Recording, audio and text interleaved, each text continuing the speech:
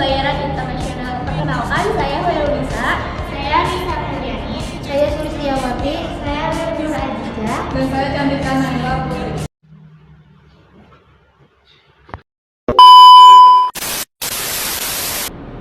Yang pertama ada alat pembayaran internasional. Alat pembayaran internasional dibagi menjadi beberapa poin.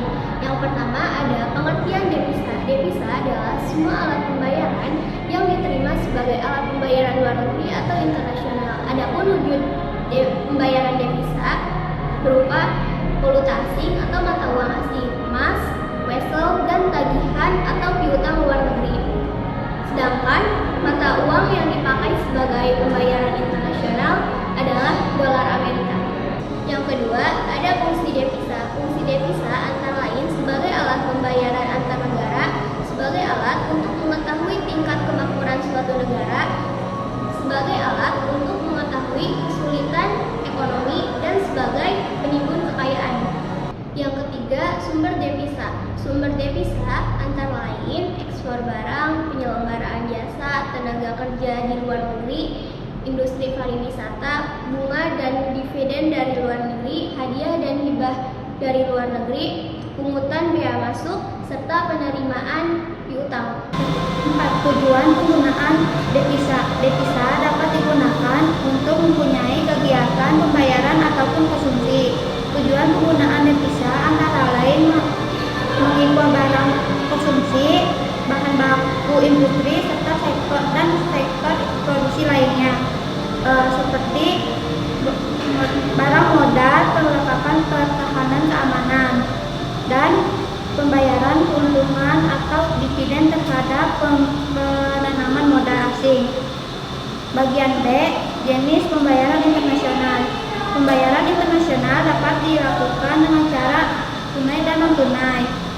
Pembayaran secara tunai adalah pembayaran menggunakan cek dan telegraphic transfer, sedangkan pembayaran non-tunai dapat dilakukan dengan cara pembayaran kemudian open account.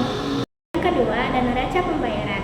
Pengertian dari neraca pembayaran yaitu segala transaksi yang dilakukan oleh suatu negara dalam hubungan ekonominya dengan negara lain, baik berupa barang, jasa, maupun modal yang dicatat secara sistematik dalam daftar atau catatan yang disebut dengan neraca pembayaran internasional atau balance of payment. Jadi, neraca pembayaran adalah ikhtisar dari semua transaksi ekonomi internasional seperti perdagangan, investasi, pinjaman, atau sebagainya yang terjadi antara penduduk seperti pengusaha, perusahaan, individu, atau pemerintah dalam suatu negara dan penduduk lainnya dalam jangka waktu tertentu, biasanya 1 tahun, dan dalam bentuk dolar Amerika Serikat. Halo, kita sudah sampai di tujuan konstruksi neraca pembayaran internasional. Nah, neraca pembayaran internasional memiliki beberapa tujuan. Tujuan pertama, untuk mengambil langkah-langkah di bidang ekonomi. Yang kedua, untuk menjadi kebijakan moneter dan fiskal. Yang ketiga, untuk mempengaruhi hubungan ekonomi internasional dan pendapatan nasional. Yang keempat dan terakhir, untuk menjadi kebijakan di bidang politik perdagangan internasional. Neraca pembayaran internasional juga memiliki beberapa fungsi. Fungsi pertama, untuk menjadi alat pembayaran dan alat pembayaran luar negeri.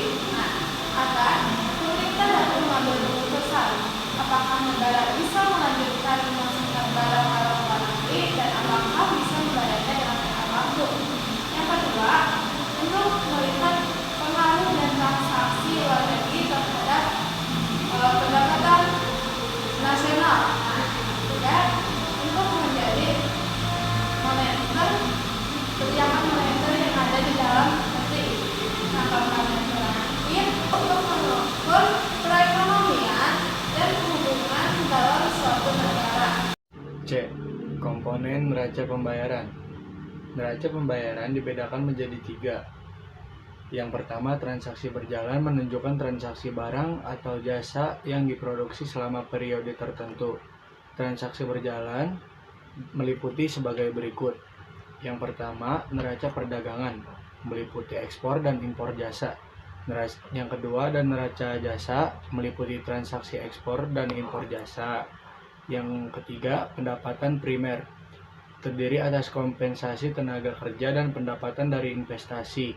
Yang keempat, pendapatan sekunder, terdiri atas penerimaan transfer dari TK.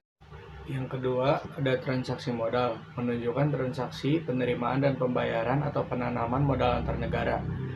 Meliputi transfer kepemilikan aktiva tetap, misalnya hibah investasi, atau pengampunan atas kewajiban yang diberikan pihak kreditur tanpa kompensasi berdasarkan kesepakatan kedua pihak, serta transfer tunai berkaitan dengan akuisisi atau penjualan aktiva tetap oleh salah satu atau kedua pihak yang bertransaksi.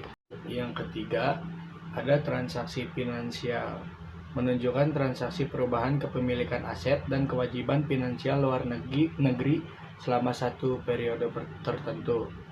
Komponen transaksi finansial meliputi transaksi dalam rangka investasi langsung, investasi portofolio, derivatif finansial, dan investasi lainnya. Transaksi yang tercatat dalam neraca pembayaran yaitu ada dua. Yang pertama, transaksi debit yang menunjukkan aliran dana dari dalam negeri ke luar negeri.